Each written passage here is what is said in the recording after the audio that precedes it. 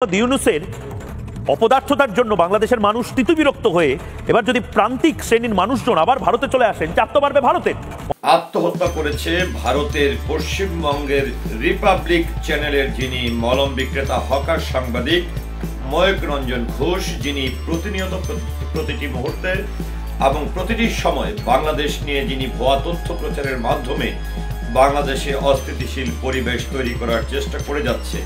তো হঠাৎ করে এরকম সংবাদটি শুনে যে ময়ূক রঞ্জন ঘোষ, যিনি সবসময় ভুয়া তথ্য প্রচার করেন, কিংবা বাংলাদেশ বলি আর ভারতই বলি, প্রত্যেকটা জায়গাতেই কিন্তু তার অস্থিতিশীল পরিবেশ তৈরি করার পিছনে এবং ভুয়া তথ্য প্রচার করার পিছনে তার সবচেয়ে বেশি অবদান। তো সেই ব্যক্তিটি আসলে যিনি ভুয়া তথ্যকারী, ভুয়া প্রচারকারী, তিনি আত্মহত্যা করলো, এটি কিন্তু অনেকেরই না মেনে নেওয়ার কথা।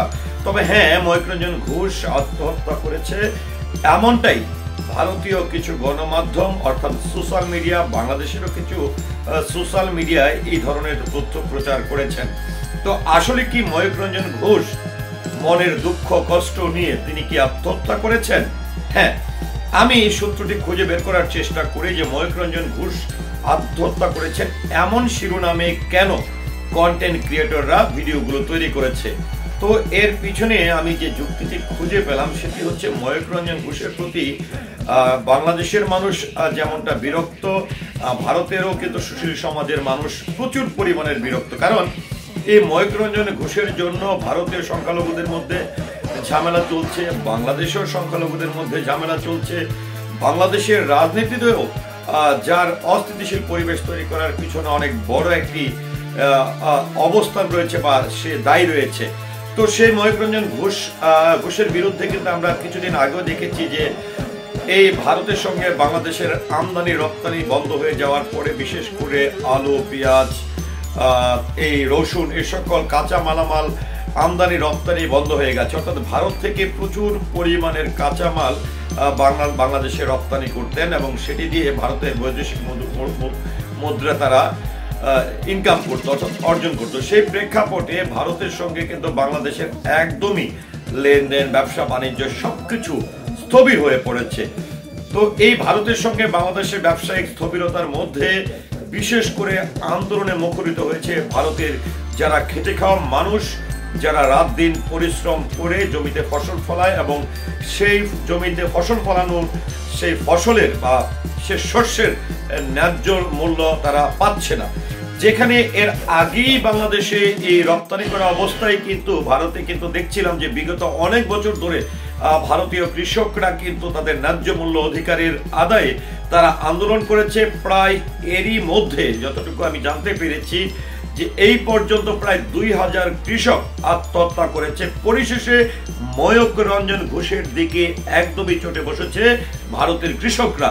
আর ভারতের কৃষকরা ময়ূক রঞ্জন ঘোষের দিকে চটে ভুয়া তথ্যের কারণে, বিভ্রান্তকর পরিস্থিতি তৈরি করার কারণে বাংলাদেশের সঙ্গে যে আজকে সম্পর্কের অবনতি হয়েছে সেটির জন্য তারা কৃষক যেরকমটা তারা ন্যায্য মূল্য পাচ্ছে না সেটা দায়ী করেছে। পাশাপাশি বাংলাদেশের সঙ্গে আজকের এই টানাপোড়েনের পিছনে ময়ূক রঞ্জন ঘোষকেও কিন্তু তারা দায়ী করেছে। তার পরিপ্রেক্ষিতে আমরা দেখেছি ময়ূক রঞ্জনের যে বাড়িটি রয়েছে সেই বাড়িতে সকল ধর্মের, এখানে কৃষক শব্দটি যদি বলতে চাই তাহলে বলবো যে কৃষক মানে এই না যে হিন্দু ধর্মাবলম্বী, কৃষক মানে এই না মুসলমান ধর্মাবলম্বী, কৃষক মানে এই না যে খ্রিস্টান ধর্মাবলম্বী, অর্থাৎ প্রতিটি ধর্মেরই যারা কৃষক রয়েছে, যারা ন্যায্য মূল্য আদায়ের অধিকারে তারা আন্দোলন সংগ্রাম করছে, তারা ময়ূক রঞ্জন ঘোষকে চিহ্নিত করে ভুয়া তথ্য প্রদানকারী হিসাবে তারা চিহ্নিত করে এবং বাংলাদেশের সঙ্গে সম্পর্কের অবনতি হওয়ার পিছনে দায়ী করে তার বাড়িটি তারা সেখানে ঘেরাও করেছে। এবং ময়ূক রঞ্জনের বাড়িটি ঘেরাও করে শুধু তারা এখানেই শান্ত হয়নি, ময়ূক রঞ্জনের বাড়ি ঘেরাও করে তারা সেই বাড়িটি ভেঙে যাতে করে ময়ূক রঞ্জনের বাড়িটিতে পাবলিক টয়লেট বানানো হয় এমন দাবিও তিনি করেছেন। আরেকটি বিষয় হচ্ছে যে ময়ূক রঞ্জন ঘোষ তিনি আত্মহত্যা করেছে এমন শিরোনামটি যখন পড়েছে, আমি বেশ কয়েকজনের সঙ্গে আসলে যোগাযোগ করার চেষ্টা করেছি যে আসলে এই ময়ূক রঞ্জন ঘোষের বিরুদ্ধে হয়তো বা বাংলাদেশ কথা বলবে, কিন্তু ভারতের মানুষ কেন ক্ষিপ্ত হবে? কারণ বাংলাদেশের বিপক্ষে তো সে কথা বলছে, তো ভারতীয় নাগরিকদের তো ভালো লাগার কথা যে বাংলাদেশকে নিয়ে বলছে বাংলাদেশের সঙ্গে তো ভারতের সম্পর্ক থাকতে হবে এমনটা না। ময়ূক রঞ্জন যেহেতু ভারতের একজন নাগরিক এবং বিশেষ করে ভারতের সবচেয়ে শক্তিশালী সম্প্রদায় হচ্ছে হিন্দু সম্প্রদায়, সেই সম্প্রদায়ের একজন মানুষ এবং বর্তমানে বিজেপি যিনি নরেন্দ্র মোদী ভারতের যিনি বর্তমান প্রধানমন্ত্রী তার অনুসারী, তার মতন একজন প্রভাবশালী মানুষকে নিয়ে এই ধরনের ভিডিও তৈরি করা একটি দুঃসাহসের ব্যাপার। কিন্তু সবচেয়ে বড় যে বিষয়টি রয়েছে, ভারতের যারা কন্টেন্ট ক্রিয়েটর রয়েছে যাদের সঙ্গে আমার কথা হয়েছে তাদের একটি কথা, এই ময়ূক রঞ্জন ঘোষ ভারতের জন্য জীবিত থেকেও মৃত। বিকজ আজকে এই ময়ূক রঞ্জন ঘোষের মতন যারা সংবাদ পাঠক আছে, যারা সাংবাদিক আছে, তাদের জন্য বহির্বিশ্বের সঙ্গে ভারতের সম্পর্ক খারাপ হচ্ছে, ব্যবসায়িক অবনতি হচ্ছে, আমদানি রপ্তানি বন্ধ হচ্ছে, ভারতের সাম্প্রদায়িকতা বেড়ে যাচ্ছে। সেই জায়গা থেকে তারা যেটি দাবি করেছে কন্টেন্ট ক্রিয়েটররা, যে ময়ূক রঞ্জন ঘোষকে আমরা সোশ্যাল মিডিয়ার মাধ্যমে মৃত ঘোষণা করতে চাই, কারণ তার জীবিত থাকার কোনো অধিকার নেই, যার দ্বারা ভারত রাষ্ট্রের ক্ষতি হচ্ছে, যার দ্বারা ভারতের কৃষকদের ক্ষতি হচ্ছে, যার দ্বারা ভারতের ব্যবসা বাণিজ্য প্রতিটি জায়গায় প্রভাব পড়ছে।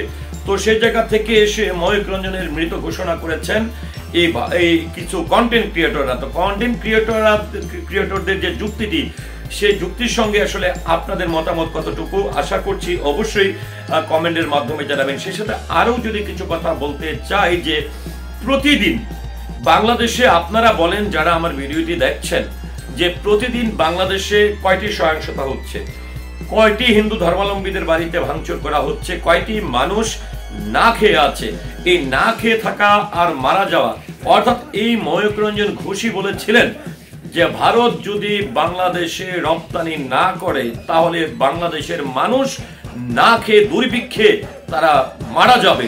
তো যেহেতু বাংলাদেশে এই দুর্ভিক্ষ তৈরি হয়নি, বাংলাদেশের একটি মানুষ পর্যন্ত কিন্তু না খেয়ে মরেনি, কিংবা বাংলাদেশের বাজার মূল্য দ্রব্য মূল্য নিয়েও কিন্তু কোনো মানুষ আন্দোলন করছে না, বা তারা কোনো দাবি করছে না, বা তারা কোনো অভিযোগ করছে না। কিন্তু মাঠ থেকে মাসির দরদ বেশি শব্দটি যদি ব্যবহার করতে চাই বা ব্যবহার করি, তাহলে কিন্তু ময়ূক রঞ্জনের বিষয়টি কিন্তু প্রসঙ্গে চলে আসে। কারণ মা থেকে মাসির দরদ এই ময়ূক রঞ্জনের বেশি, আর এতই বেশি দরদ যে দরদের ফলে বাংলাদেশ ভারতের যে একটি সুসম্পর্ক ছিল, বাংলাদেশ ভারতের যে একটি বাণিজ্যিক সম্পর্ক ছিল, বাংলাদেশ ভারতের যে একটি বন্ধুত্বপূর্ণ সম্পর্ক ছিল, সেই জায়গাটি কিন্তু অবনতি হয়েছে। এবং সেই অবনতির কারণে আমরা যদি বিশেষ করে বলতে চাই, পশ্চিমবঙ্গ, তারপরে ত্রিপুরা, কলকাতা, এই সকল জায়গার মানুষই বরং বাংলাদেশের পর্যটক যখন যাচ্ছে না, বাংলাদেশের মানুষ যখন চিকিৎসা সেবা নিতে যাচ্ছে না, তখন কিন্তু সেখানকার মানুষই কিন্তু খরায় ভুগছে। সেই প্রেক্ষাপটে যেহেতু বাংলাদেশের মানুষ মারা যায়নি ময়ূক রঞ্জন ঘোষের কথায়, সেখানে কিন্তু ময়ূক রঞ্জনের ভাষার মৃত্যু হয়েছে, ময়ূক রঞ্জনের সংবাদের মৃত্যু হয়েছে, ময়ূক রঞ্জনের ভুয়া তথ্যের মৃত্যু হয়েছে। সেই প্রেক্ষিতেই কিন্তু আজকের আমার এই কন্টেন্টটি একজন ময়ূক রঞ্জন ঘোষ, যিনি পশ্চিমবঙ্গের রিপাবলিক চ্যানেলের একজন মলম বিক্রেতা, তিনি আত্মহত্যা করেছেন। অর্থাৎ তিনি অন্যদেরকে মারতে যে, অন্য রাষ্ট্রের মানুষকে আঘাত করতে যে, অন্য রাষ্ট্রকে অস্থিতিশীল পরিস্থিতি তৈরি করতে যায়, আজ তার ভাষার মৃত্যু হয়েছে, আজ তার কথার মৃত্যু হয়েছে। ভিউয়ার্স, ময়ূক রঞ্জন ঘোষের মতন একজন সাংবাদিকের সাংবাদিকতা নিয়ে আপনার মতামত কি, আশা করছি কমেন্টের মাধ্যমে জানাবেন। সেই সাথে পুরো ভিডিওটির সঙ্গে থাকার জন্য অসংখ্য ধন্যবাদ। আসসালামু আলাইকুম।